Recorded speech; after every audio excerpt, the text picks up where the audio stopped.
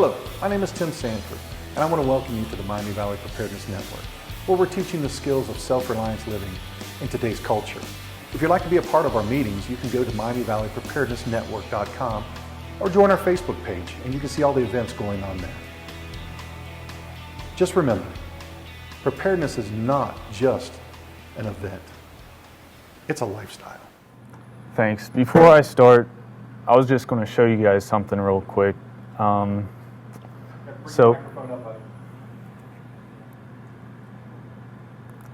So I have this little, plugged into my computer, this little antenna, and this is for you guys that's into the amateur radio stuff, and this is not a replacement because this is a reliable device. This USB device is not, I wouldn't rely on it, but it's pretty cheap, and it's pretty wide band, and all the, I mean, I can go up to a few gigahertz down to 50 megahertz, and like here's an example of something that I could listen to. Like this is Wilmington. It's your weather radio frequency from Wilmington, and so, and this USB stick cost only. I bought this one for let's see, I think this one was $20, but they sell them now for $10, and I mean they go up to $50. So I just thought you guys would like to see that because they're pretty cheap and it's pretty useful, but it requires a computer, so I mean this can do exactly the same thing and more, so definitely stick with these. But so that's a USB stick for? Yep,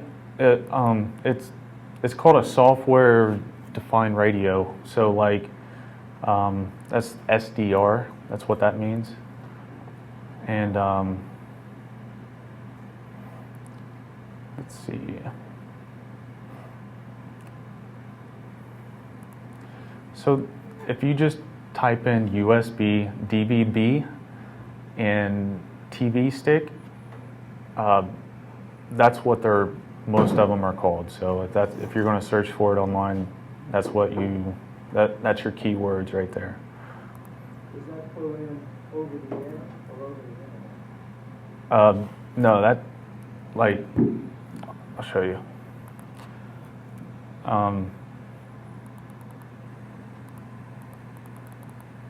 Are you tuned in?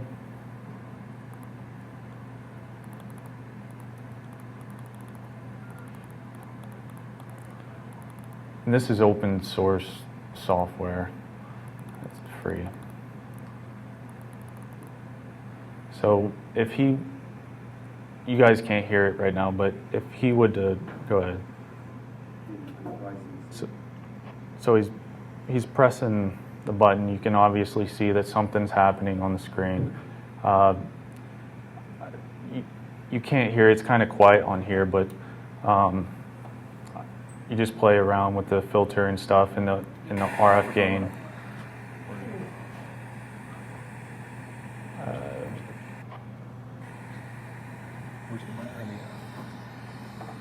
There you go.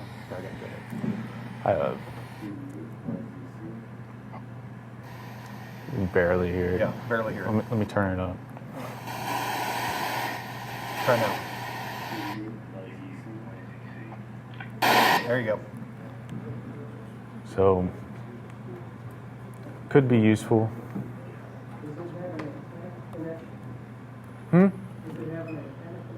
Yep. Here, I'll pull it out real quick. Pass it around.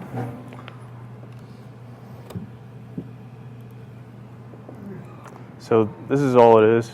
So, I mean, Pass it around, yeah. and if you need help figuring out what kind of connector that is, just let me know.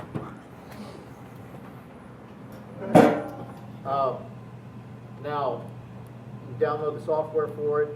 Do you, after the software is downloaded and you have the equipment, do you need internet connection for this to actually work? No, No. this is, I mean, It's it's standalone, as long as you got streaming. power to the- Yeah. So it's streaming RF. I mean, it's a RF receiver. Okay. I mean, I'll talk. So it's sending I and Q data, if you know what that means. Like, so then the computer interprets it to all your settings that you have there.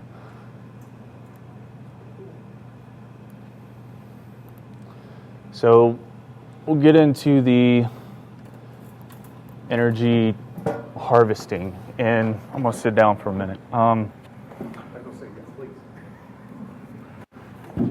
So my background, I'm a computer electronic engineer from UD, and I work at Wright-Patt Air Force Base at the Air Force Institute of Technology. And I design circuit boards mainly. I do programming too, but I design circuit boards mainly for satellite application or any space application. I also have my own LLC, Miller Sheffield Technologies. I've done some EMI, shielding, packet radio. I mean, I've designed my own radio for like, so I can talk to satellites, or I can talk to somebody through repeaters, or I mean a few cities over through AX.25 packet structure. I've done a lot of energy harvesting for solar panels, and energy harvesting is all the same, electrical, and so it's same for windmill, solar panel. Then I have my ham radio license that you can see right there. So here's some reasons why I prepare. I mean, being close to Wright-Patt, me working on it, the base, so I mean, it's a pretty high-risk target, but I mean, it's on the top places to be hit if we were to go to war.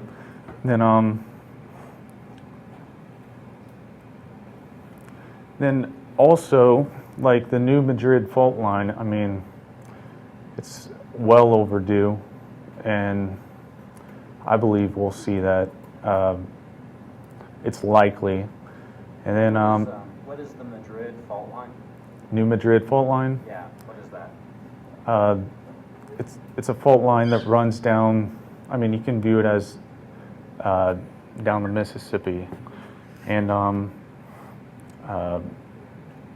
I mean, back in the time of Tecumseh, I mean, there was like a prophet back then. They said the rivers would flow backwards, and that prophecy actually came true. When that went off in like early, I don't remember, 1900s? That sounds right. Yeah. Pretty big earthquake. Yeah, it was massive. So I don't remember what they were guessing it would be on the Richter scale, but Slightly over 7, I believe. 7 or 8. yeah, I'm not sure. But also, so an EMP threat is pretty likely, and it would only take like one strategically placed bomb to take out the entire, well, a majority of America's electric grid. And I can talk more about that. Or the economical collapse by global crisis or U.S. government.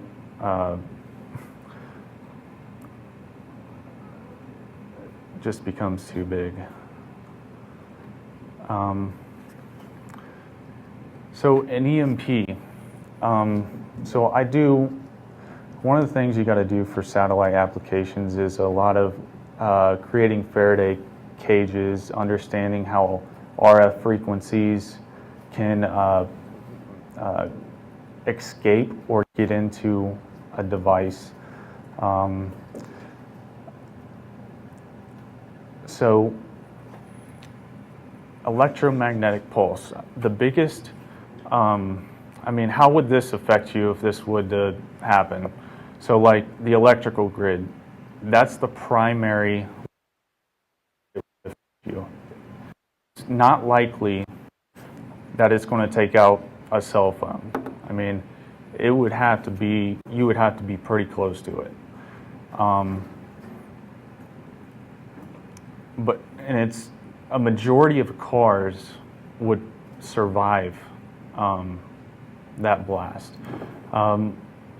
Cars are What blast was that? EMP. Okay.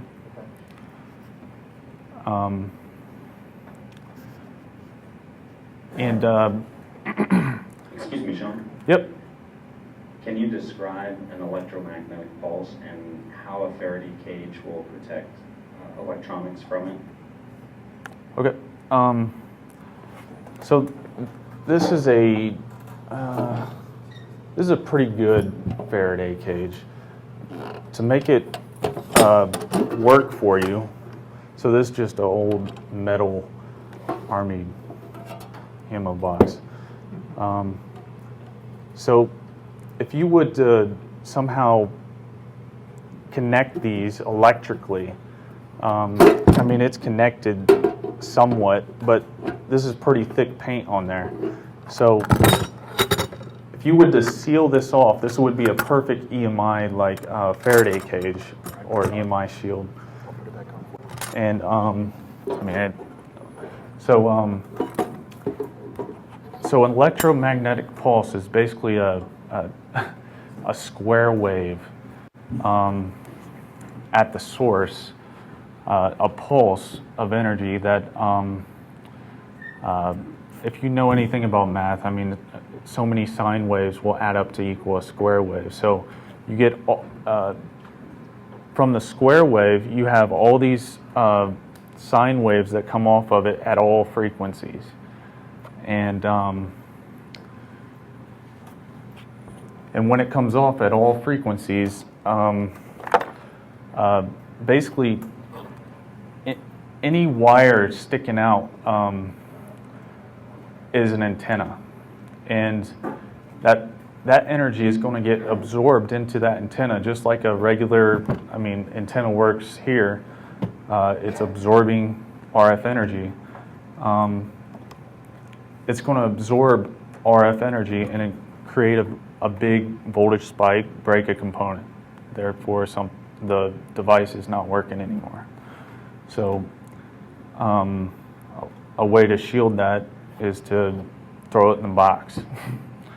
It has to be a metal box, sealed.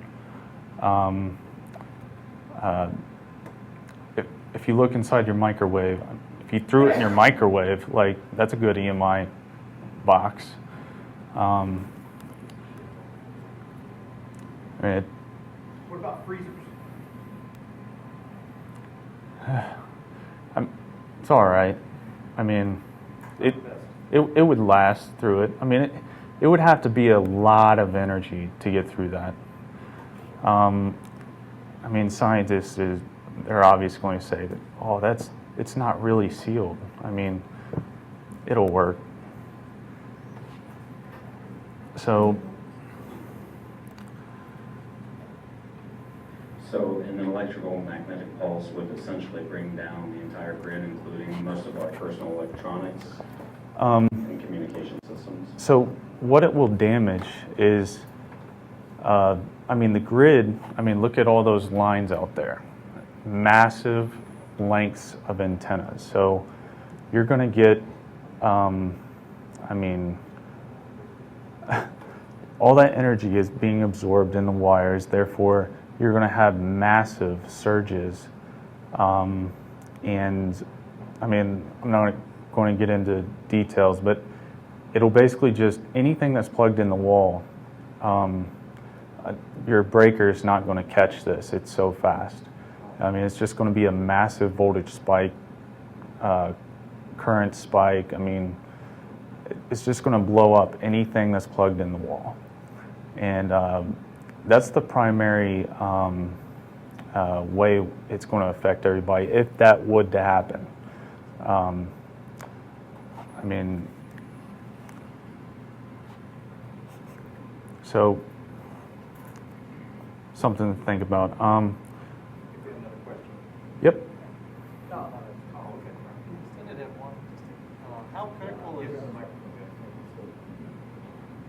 How critical is inside insulation in your Faraday cage? Do you have to isolate whatever device you're trying to protect really very heavily, or can you pretty much just put it in there with some light padding? What do you mean padding? If you were to put like just a little bit of foam padding in there, let's say you had a ham radio you wanted to protect, and all the wires are disconnected and you wanted to put it in there. How critical is keeping it isolated from the middle of the box? It's not critical. It'd be a lot of energy to... It would have to be very close to the pulse, and it would have to be, I mean, if it was a nuclear bomb, that's the, I mean, worrying about your device is the last thing you're going to be worrying about. But high altitude explosions, say in just below LEO, low Earth orbit, that's where it could do the most damage to mainly the grid. But so let's see. So talked about what if the grid goes down? What are you going to do for food? What are you going to do for water? I mean, city water is going to run out. I mean, the towers. If you have well water, how are you going to get water out of your well? So then heating and cooling your house, which is the biggest, I mean, thing in your DP&L bill probably, and then also communications. I mean, I hold that pretty high. So there's a need for energy production, not only to, if you want to do like a grid tie type thing to where you're pushing energy back into the grid. That's not really my goal, but my goal is to have a setup to where I have a well, I can get water out of the well.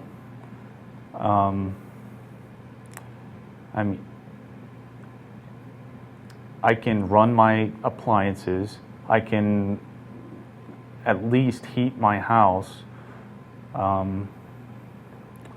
Then cooking, boiling water if you have to, anything, everything you use electricity for.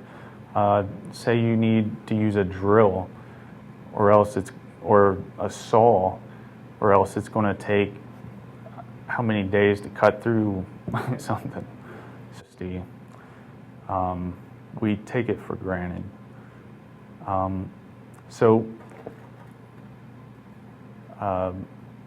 Another thing you can use it for is I plan on having my computer. I mean, I can do a lot of useful stuff with it, with home security and radios, and you can cover. The one good thing about that USB stick is it covers all the frequencies you can't get to on this one. So you can get or listen to every frequency from 100 megahertz up to, I'm not sure how high it goes, but at least a gigahertz, which is most communications in this area, unless it's encrypted. So there's primarily two ways to harvest electrical energy. Wind and solar. You can get into water if you have it. That's, in my opinion, the best way, but who has a creek in their backyard? Some people do. That's awesome. I mean, that's the best, in my opinion. That's very consistent energy. Your math will work for that every time. Wind, you can't predict it. At least with water, you can control it and predict it. Then solar, it's about the same as wind. So, but we're only going to talk about wind and solar. And if you want to do water, just make a big wheel and attach it to that.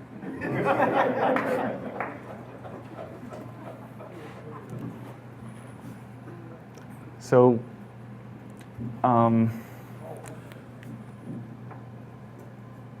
if we want to pick which one is best for you, wind or solar, you really got to look at your area. I mean, if you live out in a field, obviously, and it's flat all the way around you, you don't have that many trees, wind's probably pretty good. But the best place to place a windmill, and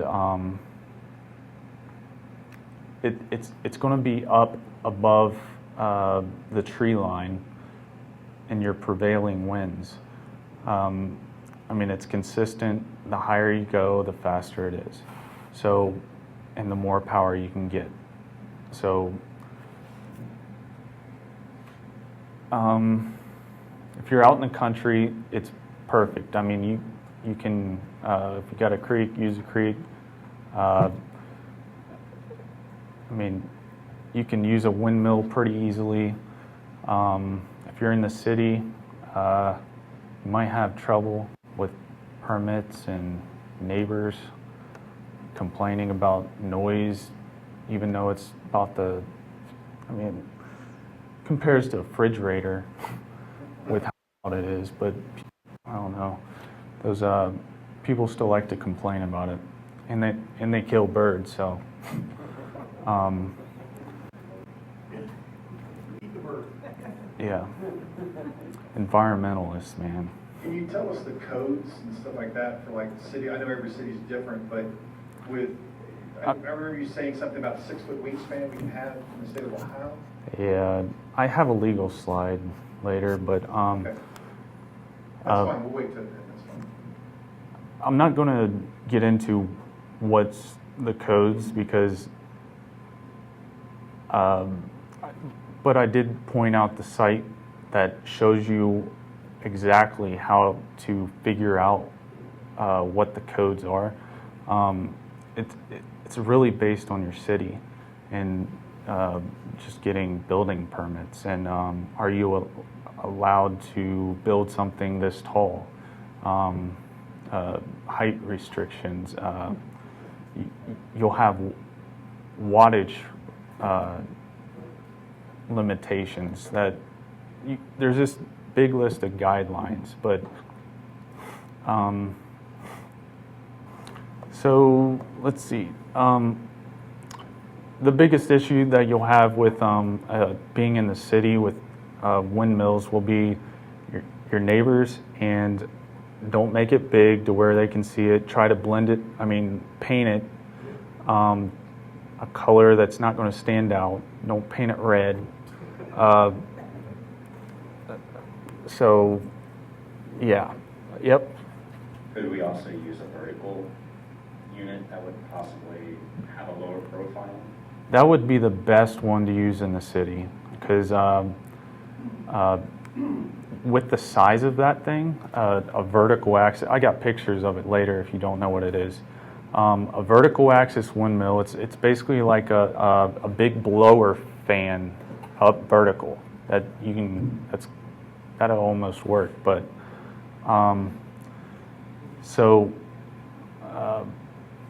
that's a vertical axis windmill, and it gets wind from all directions. You don't have to like track which way is the wind coming from. If you notice on that wind turbine right there, I don't have a van. That's the long piece that usually goes behind it, attached right here on the side, and it goes out, and it's just flat. And what it does is just as wind's coming this way, say wind starts coming from this way, it's just going to push it and turn that way. So, so that's the purpose of the van, and I don't have one. I didn't feel like buying one because it seemed easy to make, but I didn't make it yet. Let's see. So the wind, I like wind because it exists day and night. And for me, it's easier and cheaper to make, and it might be because I haven't researched solar cells enough, but they're catching up with price per watt. With my numbers that I show you later, it's got to be pretty close, but I haven't found a supplier that I can make a solar panel really easily yet. So they might be out there. If somebody does some research, find some cells for real cheap, get 1,000 cells or something, like, let me know. I'll help assemble the panel. But so a wind turbine generator is cheaper than solar, in my opinion. So like, people throw these away all the time. The coils are never bad. 90% or majority of the time. What exactly is that unit that you're pointing at? An alternator. So this is what charges your battery in the car. And the coil in this is hardly ever gone bad. It's 95% of the time it's the regulator inside in the back. They're about $20-$30. I mean, so if you want to save some money next time this breaks, just take it apart, replace the regulator. But these are easy to come by, very easy to come by. This won't work right out of a car for a windmill. You need power to energize this thing to make it work. So this isn't the best thing to use for a wind generator. I mean, you'd have to spin it at 1,500, 2,000 RPM, and if not more, and also provide it energy so that it can give you energy back. I mean, when the one that I have right up there, it's simply this in the middle, just like that one, but it has a permanent magnet rotor, so you're not supplying energy to it. I mean, it has its own, stored energy in a sense. So that magnet in this coil is essentially all that's in there. Then you have 3 wires coming out. That's your 3-phase. So I'll show you diagrams later, jumping ahead. So the solar resource for electricity. So I really don't like it because you can only use it, I mean, in our area, the maps were saying 4.5 hours of sun average for Ohio, so, and for our area. So that seems a little high to me. So I'll show you the math that I did in Excel and show you what that equates to with kilowatt hours and what you could run off that with a panel or 4 panels or whatever.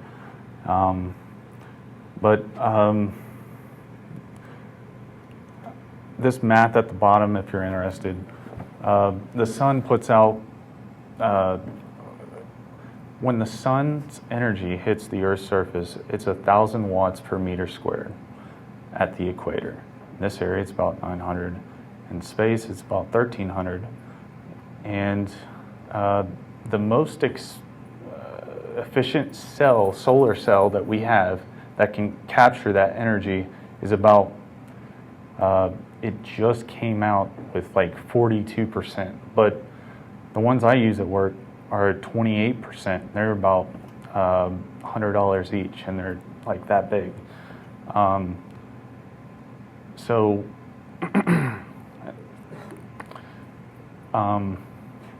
the ones that, yep.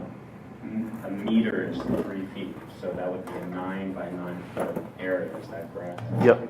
So that would be 1,000 watts over 9 by 9 foot area, and is how much for a small square panel like what you've got in your hand? How much would that cost for that area? So this panel here is about a max. I don't know the efficiency, but it can't be more than 10% or 12% efficiency. And that's what most panels are. They might get up into 18% if you spend a little money, but The cost, it's not even feasible. right. I mean, so I do have there's a deal on one of my, where I got the charge controller over there, Missouri Wind and Solar. They have a deal right now where if you buy a 100-watt solar panel and charge, they'll give you the charge controller and almost everything you need to run. So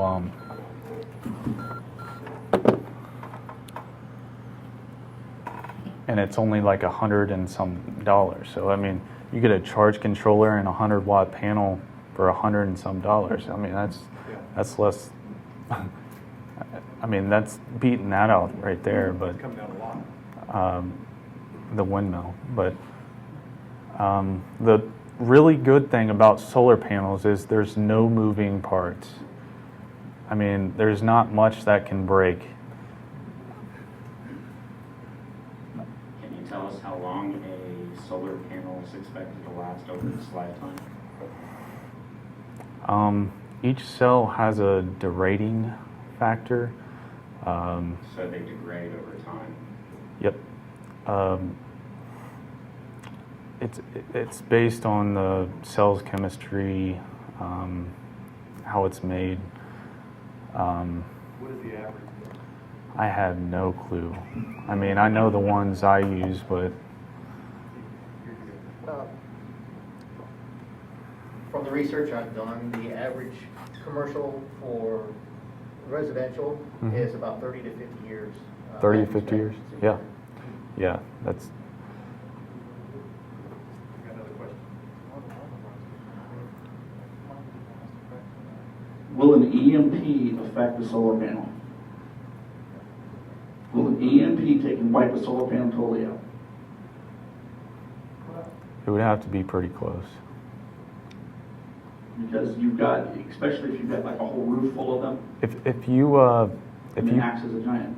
antenna, isn't it? Right. If it's strong enough to get, if it has enough wire and if it absorbs enough energy to where it can get a spike in voltage that basically it's going to like short the cell. So if it gets that spike in voltage, so it would have to be pretty close for that to happen. I've heard, it may be a theory or whatever, but I've heard that really the only true thing that can go bad in them is the diode. Right, and I mean, a cell is a diode. Right, and where it stops the energy from flowing. Like, it would have a gate on it, and if you collected the energy, and then at nighttime, if that gate was not on, it would let the energy back out of your batteries. So that diode would be busted as far as that's concerned. That's what I've heard. Is that true? That's true, and the cells are, by their chemistry, Okay. they are also diodes, and they can break also. And you never want to use a solar panel without throwing a diode. It's like a check valve for water or air.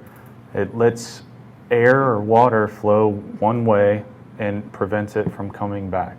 So that's what a diode is. That's all, I mean, for electrons. So let's flow one way, prevents it from coming back. So your battery energy won't start putting energy back into the solar panel because it'll start heating up and it'll eventually just burn out.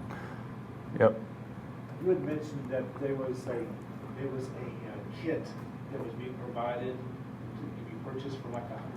What will that actually run? $100. Not a lot. I'll show you here in a minute.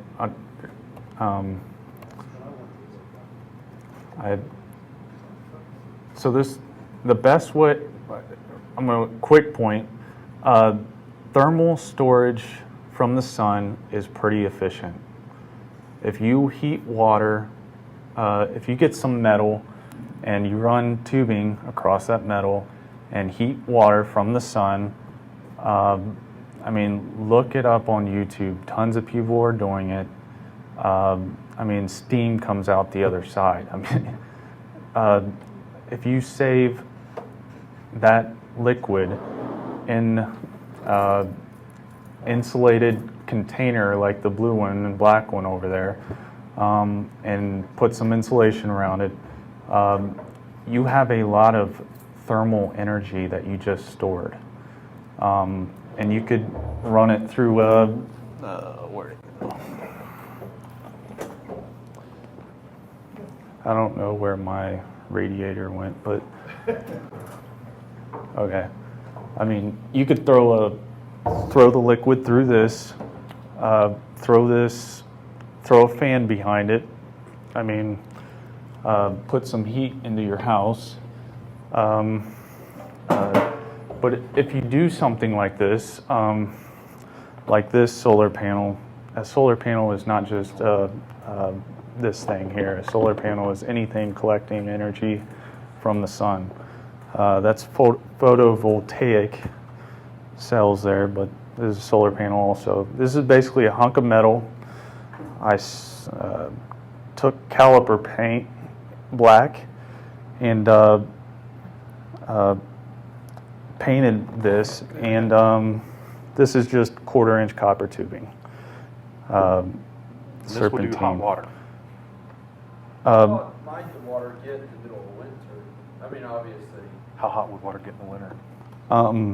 I haven't personally done it. I mean, but if you, I mean, you can, YouTube is a really good resource. People show you things that actually work. So, what's up? A friend of mine,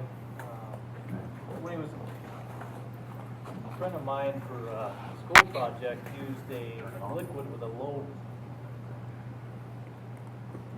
There you go. Sorry about that. Sorry. A friend of mine just finished up his master's for a school project. Took a liquid with a really low boiling point and ran it through that same kind of setup and spun a turbine. to make power, and it worked amazingly well. Sweet. So that's another possibility. Instead of using water, you can use a low boiling point gas or other kind of liquid. Yeah. Yeah. Do the same thing. The bad thing would be if you ever developed any leaks, you're slowly going to lose that.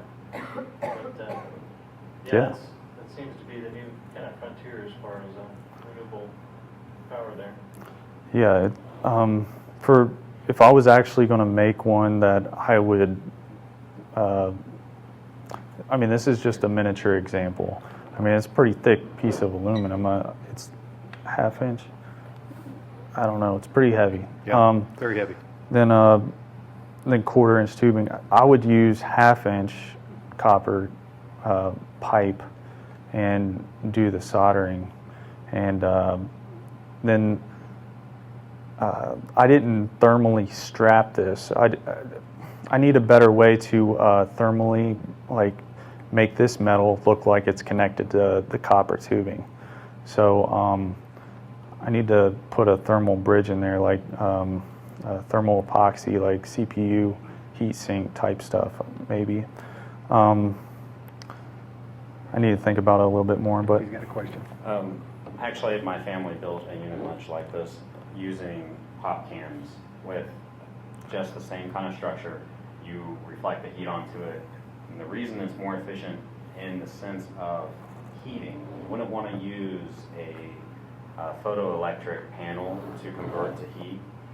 You would just try to harvest that energy from the sun directly to heat your water supply, because every time you convert energy from one state to another, there is a loss of energy due to basically the change of state from thermal energy to electron energy and back and forth. Not necessarily because there's a loss of energy, but due to the fact that our systems can only capture, such as the solar can only capture 28% of the actual energy or energy available in that sun wave. There are other units, like I said, you can build it from pop cans, and they use the sun to heat it up, and they attach a fan to it, blow directly into their house.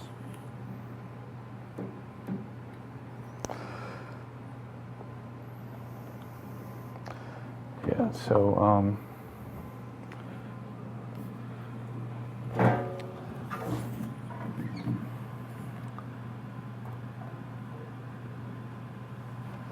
I didn't have time to add the thermal solar panels, like the one he said, using flowing air through pop cans, and which they have a lot of people that's done that on YouTube, and it looks pretty good from how it starts. I mean, a lot of Bud Light cans turn into a pretty panel.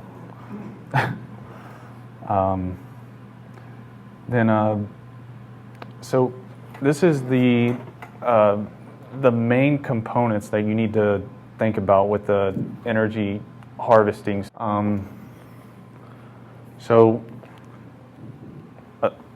From a solar panel, you're going to have a charge controller that you go to, and usually you put a diode in there, and that's almost the symbol there. But from a solar panel, you have a charge controller right after it. It's probably already got a diode in it, but then it goes to the bank. And if you can look at the one over there, that one's like $20, and it can do 100 watts. And let's see, and it's rated for a 12 volt or a 24 volt battery bank. Then the windmill, there's a lot of different ways to do it. Most people just take the 3-phase, push it into DC current. So it's like plugging into wall. I mean, you have a sine wave, so like current pushes forward and back. Then you're just using check valves. You make it to where all the current's going one way. I mean, that's like a battery current. That's why it's called direct current, DC current. Then AC current is what a majority of generators put out. unless you're using a DC motor as a generator. So there's really only one component from the turbine to the batteries, and that is this thing, and it's just a bunch of check valves that basically you hook the battery up to where it says plus, to the plus of that battery. I mean, plus goes to the plus here, minus goes to the minus here. Then the other 3 wires, it doesn't matter, just hook them up on the other side. And it's labeled, so it's super easy to hook it up.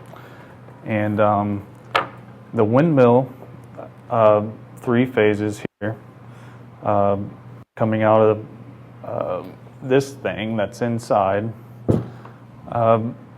goes to this thing. I could basically just plug it in there, and then I would go straight to my battery. And that's the only thing in line to your battery. The charge controller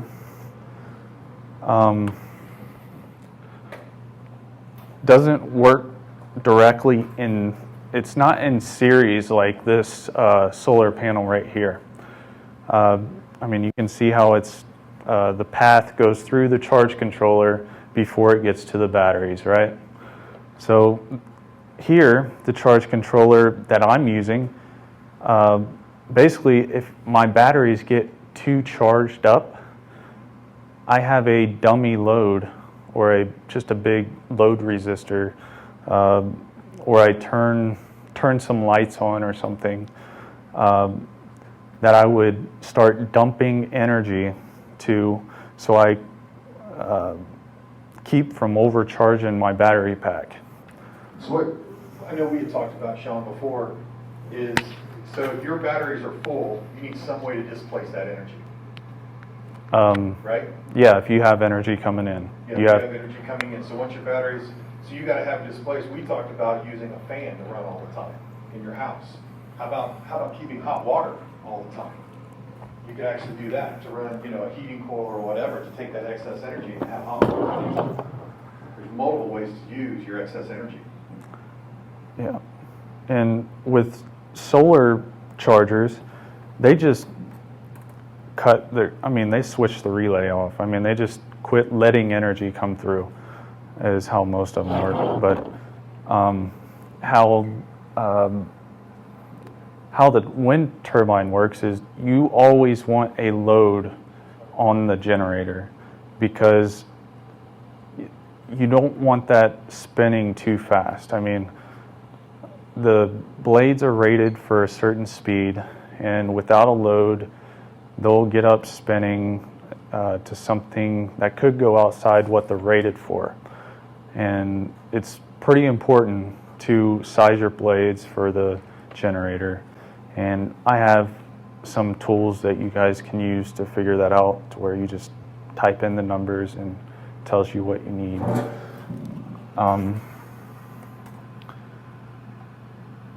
A big thing that you need to think about and worry about is lightning protection. At least I worry about it. And what I'm going to do to prevent anything from catching on fire inside the house is I'm going to have a ground rod at the pole, next to the pole, and I already have a metal pole, so it's pretty good. But I'm still going to have my own separate thick ground copper rod wire that's ran down to the rod, and that'll and you could put that's good grounding techniques right there, but you can put a lightning rod on top.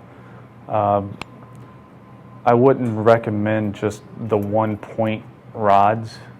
You want the more points, the better. Sometimes today you might see like a little ball of needles. That's the best one to use if you're going to use one. If you look around for lightning protection, In this ball of needles, where does that go? at the very top. As kind of like a collection point? Right, at the highest point, I mean above this, right there, that's the highest point, so just go higher than that. And I mean what you're doing right there is you have negatively charged clouds majority of the time going over top of you. Then you have plus and minus stuff in here. When negative clouds go over, negatives repel from negatives, so they go to the ground. Then you have positive and negative before your lightning strike. So what you're trying to do is absorb in as much negative into this thing that is connected to the ground, so that there isn't a big buildup of electrons to where you just have an ocean of electrons coming down at 50,000 Fahrenheit volt, because that'll burn right through your aluminum. Thermal protection. So this is a good diagram for a grid tie situation. You have a windmill coming in. You have lightning arresters over there on the right. So that's your surge protection. You have the check valve things below it, the rectifier, that goes to your batteries. Then you have the diversion load that I was talking about, that's dissipating energy once you get fully charged. Then from that charge controller there, the DC 2250, I don't know what that is, but it's the charge controller. From that, it goes to the inverter that goes out to the grid, if you're wanting to do a grid ties type scenario. Yep. Sean, what exactly does an inverter do? Can you tell us real quick? I got a slide for that later. Okay. So let's talk about batteries for the next little bit. Stay on topic. Hopefully. So a battery bank. How many batteries do you need so that, I mean, you guys got to set your goals first. I mean, you can't have everything you have right now unless you have the money. I mean, It's like the government. You have enough money for a problem, it eventually fixes it. right. You should already be off the grid. There we go. So I don't have that much money, so I've bought batteries like every few months for a while, so I got a few. Tell them what type of battery they are. I bought the wrong kind. But they'll work. They're just not going to last the longest. But I was young, so. How about deep cell marine batteries? Are those pretty good? Are those the best? Here's the key. If it has an amp hour rating, it'll work. If it has cold cranking amps, don't get it. I mean, it's fine if it gives you the amp hour rating with the cranking amps, but I mean, it'll work and it'll last a little bit for you.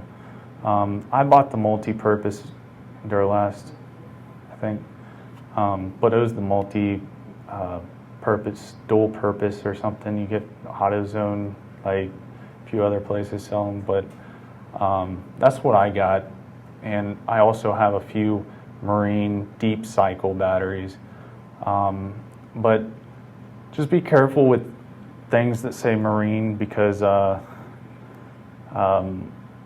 best ones to buy, in my opinion, I mean, sure, you can buy the expensive solar batteries and spend a ton of money, but try to find golf cart batteries. They're 6 volts, so it's a little bit, you have to spend a little bit more money, but it'll last a lot longer. I mean, they're made to carry 2 heavy people on 2 18 holes without a charge, then being charged again at night. So I mean that's a lot of energy that you're storing there, and there's some places in the area, and you might be able to find some places online that do some refurbishing. Don't believe what people say. If there's a shorted cell, if the battery's dead, they can be fixed. I'm not going to get into that, but they can be fixed. So battery bank sizing. So here's some math.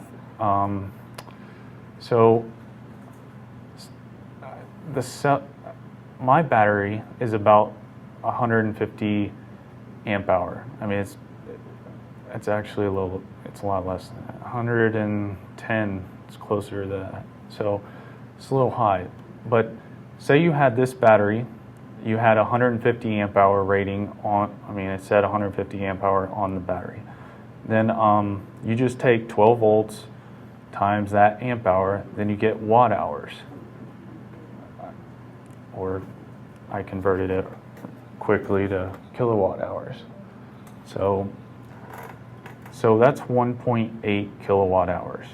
So now I can understand it with my DP&L bill, right? So the average U.S. house consumes 16.4 kilowatt hours in a day. Yeah. So that's what I was talking about, taking energy for granted.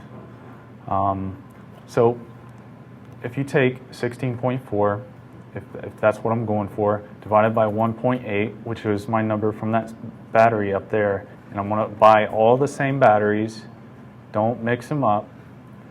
You need to stay with the same manufacturer. You don't have to, but I recommend it. And it comes out to 9.1. So round up to 10. It would take 10 batteries to get 16.4 kilowatt hours. So you can buy 10 batteries and you can run for a day without inputting energy. The trick is charging all 10 of them every day, right? Correct.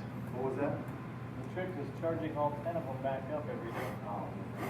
Well, you always have them hooked up, all 10 of them at the same time. Yeah.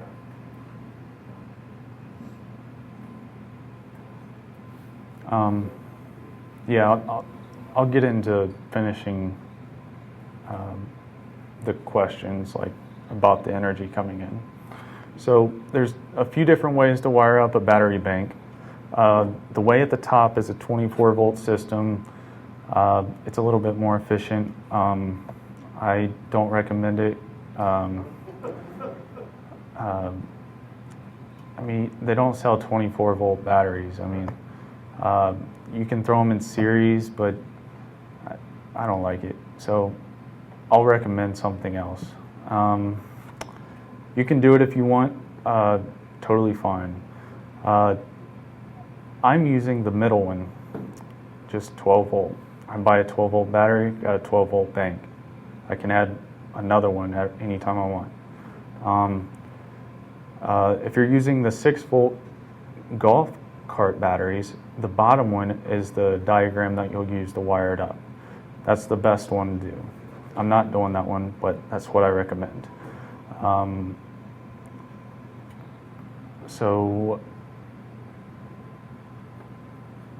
And I'll give these slides to Tim, and he can hand them out if you want them, and you can zoom in and see which one's plus and minus. If you don't know, that's red's plus. Email the PowerPoint. Yeah, we'll actually have it downloadable for the video too, so they'll be attached to it. So you can download it. And I'll have the Excel. There's some Excel little embedded areas in here to where you can input numbers, say 3-foot blade and at a certain wind, and what's the power of that. And so you know approximately. I wouldn't go on it 100%, like, get mad at me, why am I not getting 100 watts? Your calculation was wrong. Wind and solar is not very, I mean, it gets you in the ballpark, but always oversize everything.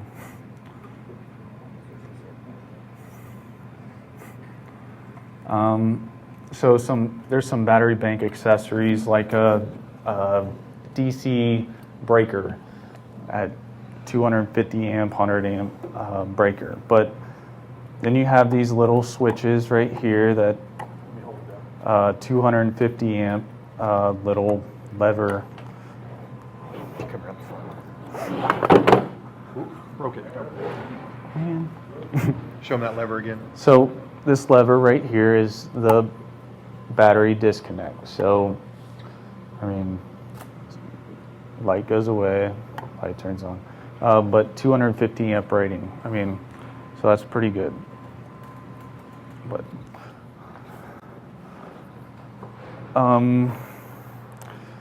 so fuses, battery disconnect.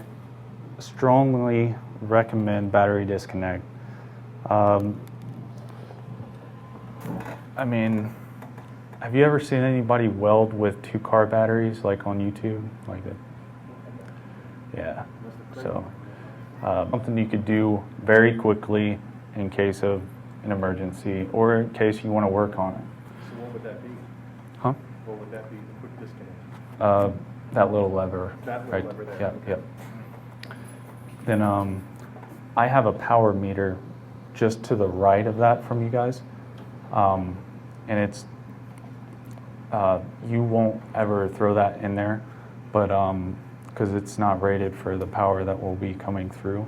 But I was just putting it in there if you, in case like I'm going to turn some stuff on. If you want me to, then you can see the power going through in series, measuring the voltage and the current, calculating the power, and everything else. So, and that's just so you guys can see what's going on, that there's actually a load.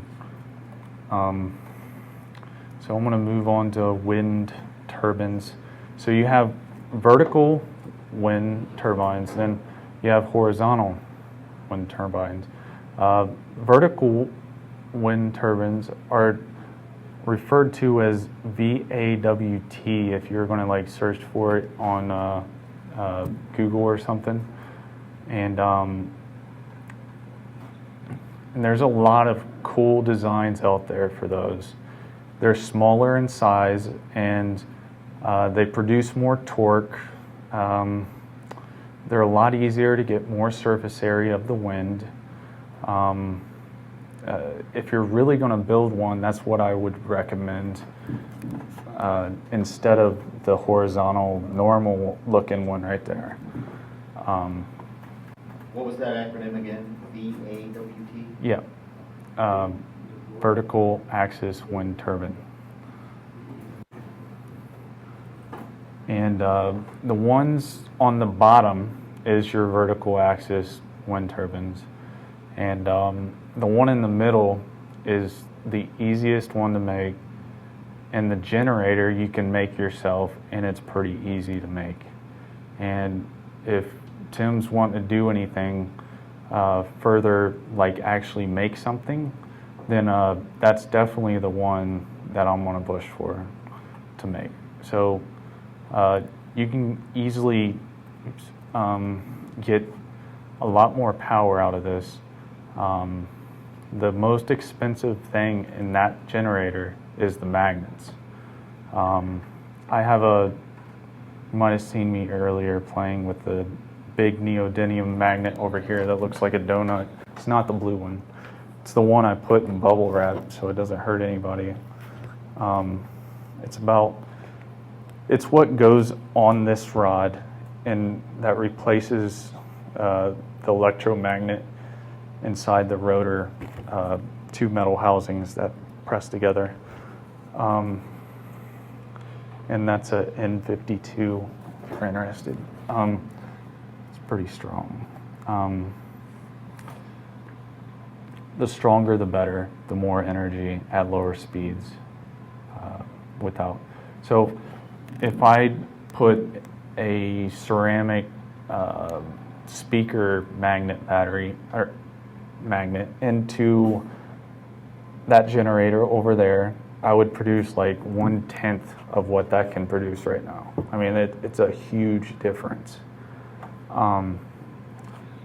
So always use neodymium rare earth magnets.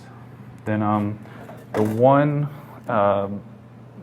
my wind turbine right there has parts from the wind turbine or the generator on the top left. And that's from Blue Wind Power, I believe, .com. The other ones are from Missouri Wind and Solar, like at the bottom of the picture. So each of these components we can order individually from that website. For the most part, they have a lot of solar components you can order directly. The Blue Wind Solar or Blue Wind Power doesn't have solar. I'm sorry, turbine. Yep. Missouri Wind and Solar has almost everything you need. I like the documentation they did on the Blue Wind Power stuff. So, I mean, they give me a lot of curves, so I understand. I know exactly what to expect. So, the other ones weren't really. They seemed a little exaggerated for their size, but their curve was very close to what was in the data sheet for the Blue Wind Power, so that's why I went with what seemed truthful. So let's see. So those are the two main places that I look at for parts. And the biggest thing with sizing the permanent magnet generator with the blade size, I mean, it's just very important to keep those, like a blade, those blades will, I cannot get more than 500 watts at 22 mile per hour with those blades. So, And that's because there's only so much energy available in that amount of space of air pushing through that, basically that cone, correct? yep, unless the density of air gets a little bit quicker to help my equation out. Yeah, so the area is only going to have that much energy, like you said. And then the power coefficient is a guessed number. The best possible number is 0.59. If you're going to enter numbers in here, just keep 0.4, don't mess with it. It's going to be close. It's not going to be accurate 100%, but I never get exactly what I'm measuring in real life in electronics. If I calculate it out and actually measure the current, it's going to be different. Just learn to get close. So all you have to enter in is, I put 11 mile per hour average wind speed for Ohio. So that's why I put 11 there. And so you can leave that, or if you want to do it at a different speed, see what speed, say you're consistently at a lower speed, see how much power you're generating or energy you're generating in a day. I mean, so you know how many wind turbines to buy. So at 3.5 feet blade length, so this is one of the blade lengths, and a wind speed of 11 mile per hour, for 24 hours, I will get 2.5 kilowatt hours. I need 16, right? Because this is in a day, that's why I had 24 hours. So, so you guys can play around with that Excel if you're interested, to see how many wind turbines you would need to replenish your battery bank, because that's what you're trying to do, is size your wind turbines for what you're using. So pick what is important to you. If hot water is that important to you, and you don't want to do the solar thing, I mean, that's going to be a big cost. I mean, that's going to be a few wind turbines. So, yeah. What's up? Okay, now does this equation, is this for the horizontal turbine? And does it work for both of them or just the horizontal because of efficiency differences? This is just a horizontal.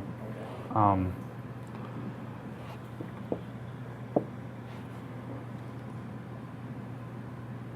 The equation will change with the area a little bit. Okay. It's not a diameter. I can probably add that pretty quick before I give it to them, just so you guys have it. So if you want to do a vertical axis windmill, then you have that Excel. But so this is the map that shows the wind speeds in the U.S. And I mean, if you look, our area has it's that light green color, so 4.5 to 5. That's why I used on this slide before a wind speed of 4.9, right? I was on the top end of what they were saying, because this is meters per second, that map's in meters per second. It's about 11 mile per hour. So that's where I got that 11 mile per hour. So let's look at solar panels for a minute, then we'll backtrack. So solar panels, this is, I already explained this. So you got a solar panel going into a charge controller that goes to a battery bank. Then you go out to an inverter or a grid tie inverter, which I'll explain in a little bit. And this is the average sunlight kilowatt hours per meter squared per day. So what does that mean? I'll explain it in a minute. So 4.5 to 5 kilowatt hours per meter squared per day. So that's how much potential energy that you could capture within a day on average for a year, usually at however long they did this study. Then, so I took 4 of those cheap 100-watt solar panels, said the power was 400 watts. So that's where that 400 came from. I assumed 400 watts. Then 4.5 hours, right? From the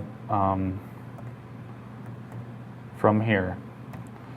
Then that gives you 400 watts power available. Then energy is 1.8 kilowatt hours per day. So 400 watt solar panel will give me 1.8. Still pretty far away from 16, right? A realistic usage of power will be 3 to 6. 6 is pretty high. 3 to 6 on the essentials. And that's, I mean, that's not heat in your house. Is that kilowatts, 3 to 6 kilowatt hours? Yep. Yeah, I tried to do all the calculations, so you understand everything in kilowatt hours, so you can relate that with TP&L. And I mean, if you see watts on the back of your fridge, just move the decimal place over 3 places, and you'll see the kilowatt amount. But the wattage that you'll see on the back of appliances is usually the max. It's not going to draw that all the time. So you can get a kilowatt hour or a energy meter and see how much it's drawing over a period of time. I would recommend that, just so you know exactly, so you're not buying too much and you're confident that you have enough. Batteries, wind turbines, solar panels, that you're sizing everything correctly. And you can just do it like I'm doing it and just try it, see what works, instead of doing the math. But I did the math for you. So these are the different type of inverters. The top one is like the one I have over there, that black thing on the far right. And it looks kind of like that. And that's the crappiest one you can buy. That is simply a cheap square wave inverter, but it works. Yep.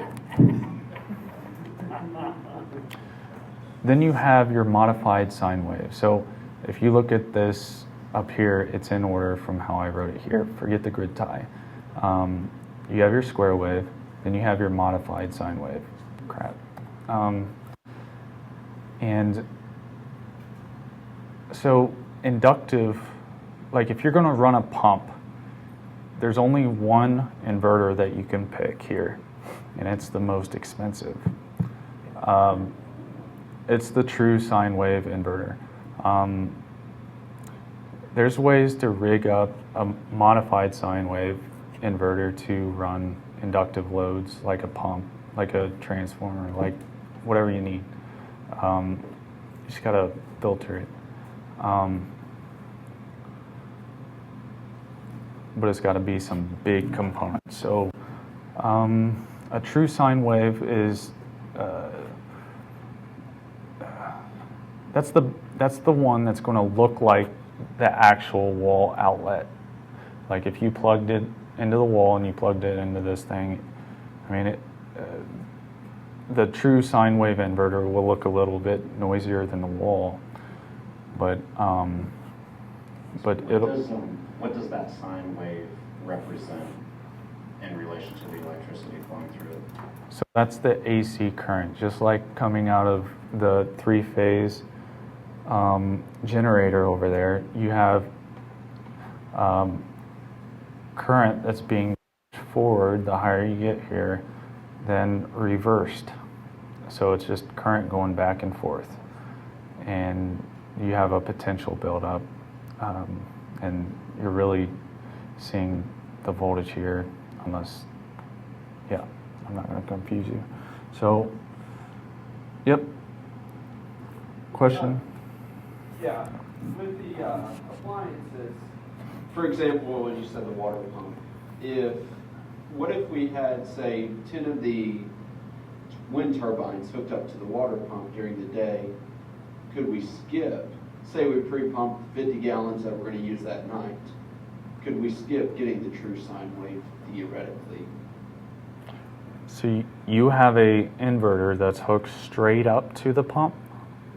I think if basically what type of wave does this generator coming off this windmill create? Can we directly connect our electronics to the windmill? No. No, because it would be DC. Well, Pump's AC. you don't have enough. I mean, definitely not that one. Because basically the wattage coming off of that would be a lower amperage basically, and then you Size basically matters. consolidate it into your battery bank to generate enough crank or enough Right. starting amperage to Right. start your high load appliances. Yeah, it's like a water tower. That's what a battery bank is. It's your water tower. It's storage of all the energy that you need for the next period of time. And so, Again, another real quick question. Actually, he's got one first. Well, let me test for some understanding here. So coming off your turbine here, you mentioned three-phase. So when I hear three-phase, I'm thinking that's alternating current coming off your turbine. right. That's going to be probably too powerful if we're talking about for the scales that we're thinking of, even pushing thing without it being kind of converted down to something, correct? Is that the reason why you went to a battery bank and then inverting it again? No, it's actually pretty weak. It's not Well, strong. that one, I'm not talking about that one in general. Okay. I'm talking about something that would be for home use, or something that you would want to use for your home.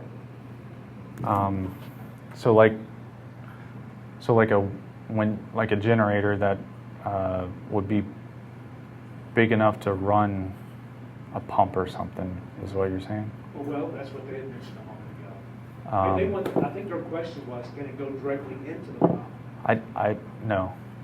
It's got to be converted I wouldn't. somehow, or it would burn the pump up because it was just too powerful. Is Right, that because correct? a motor or a pump is tuned for a specific frequency. And I mean, inductive motors are tuned for 60, 50 hertz. Right. I mean, sometimes doubled 120, whatever. But so the frequency matters. The faster you spin that, the faster the frequency coming out of that. I mean, you can get up, if that's spinning at 100 RPM, I mean, I got like 14.7, so about 7 to 1400 hertz of AC frequency coming through that. Maybe this will help. Basically, when that's in the car, it has a regulator on the back of it. And that's what regulates all that frequency, because that alternator, once the car's running, runs from 700 RPM all the way up to, if you got a heavy foot, maybe 2700 RPM, depending on your car. But when you take this and you try to turn it into a wind turbine, you take that regulator off, and then that becomes the regulator. So that's the reason why you can't connect that directly to your pump, because the regulator's off. So you have to make a new regulator, which is all the inverters and electronics like that. Yeah. Pretty much the best.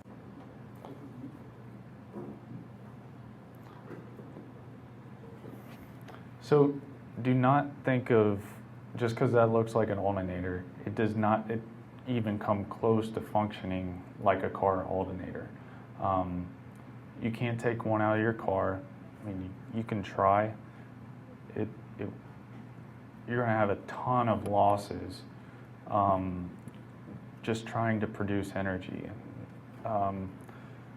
So first of all, the number of turns, like the wires are too big. You don't have enough turns on your wires. So you can't get 12 volts at 100 RPM. To, like what you're trying to shoot for with a wind turbine. Say 100 RPM, you're trying to get 12 volts as soon as you can with the RPM. That's called the cut-in. You'll see that term with wind turbines or generators. The cut-in is this RPM. That's when you get above 12 volts and it starts charging your batteries. So all the RPM below that is not doing anything. And there's ways to get that to boost it up to where you're actually trickle charging until you get up to a speed. So you can't. I mean, you could run if you got constant wind. You could take the output of that and hook it up to like a resistive type load, like this type of light bulb up here. has to be, it can't be CFL. CFL, it might work. Yeah, it worked. But CFLs don't like the square wave. It needs to be a sine wave. Sean, if I may, basically, there's a lot of different frequencies with even what we use. Different motors use a lot of different things. Essentially, electronics is a little bit like people in the United States versus other countries. We all speak a different language. And until you translate it into another language, a lot of the electronics will end up being incompatible. So you have to make sure they're on the same language before you put them in the same room. Otherwise, you'll have massive explosions. Right. If I hook a VCR up to that, you know what will happen? The clock will count seconds pretty fast because I'm at 700 hertz, the wall is at 60 hertz, and it's using that for time. That's an example where it doesn't work. Yeah, so. Okay. So here's my charge controller in the top right to you, and it's a diversion load dump type charge controller. So if the batteries get up to 12.6 volts, 13, if they're fully charged and energy is coming in, then it'll start dumping energy to a load. Then you have PWM charge controllers, which are they're about the same price. So PWM is a little bit more expensive than diversion load because diversion load is just a auto relay. Then you have maximum power point tracking. Stay away from that. I'm not going to get into why. Then things to worry about: lightning. Always worry about lightning. Have two grounding rods. One at the base of the windmill, one next to the entry of the house, as close to your charge controllers as possible. And do not use your house grounding rod. Add more. The more the better. So yeah, so things to worry about also is excessive wind. So if you're designing a generator and the blade size needs to be a little bit under designed for the generator. So if my blades can produce 300 watts and my generator is a 400 watt generator, that's good. That means if I short the leads, I can break it with more power than what it can put in. So you can't get into a runaway scenario. So lightning rods, more spikes the better. Grounding rods. Yep. So permit info. There's so much information out there. There's a lot of incentives, grants, and tax credits that you could apply for. If you want to read up on it, here's the website.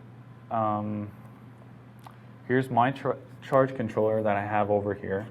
It was $171, and it's 3,600 watts that it could divert to a load.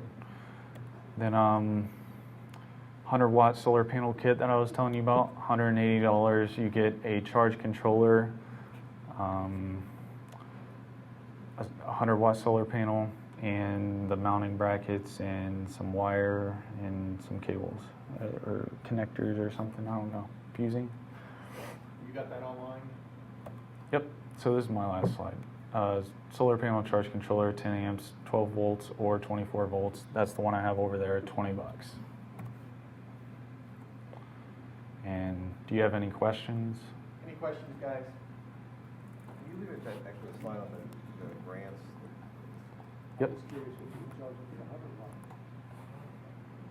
What? How good is that 100 watt? What charge up to? Is it very little? I can't hear you. What was what can you charge up with that? You said very little. What can you charge up with that setup?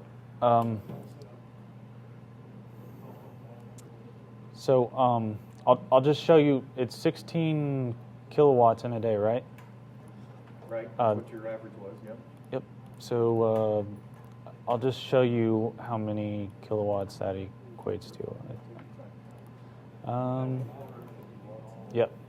So 450.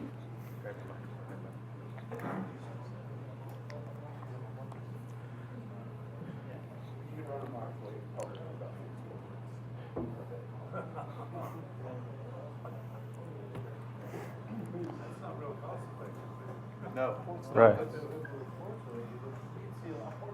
That's why it's important to have a big bank, because how often are you using a microwave in a day? What's the percentage of time? If you look into that 16.4 kilowatt hours, I mean, that's like how much percent? That's not very much. So 400 watt. Sure. Yeah. That's probably not gonna be my choice of eating food. Definitely. Guys, any other questions?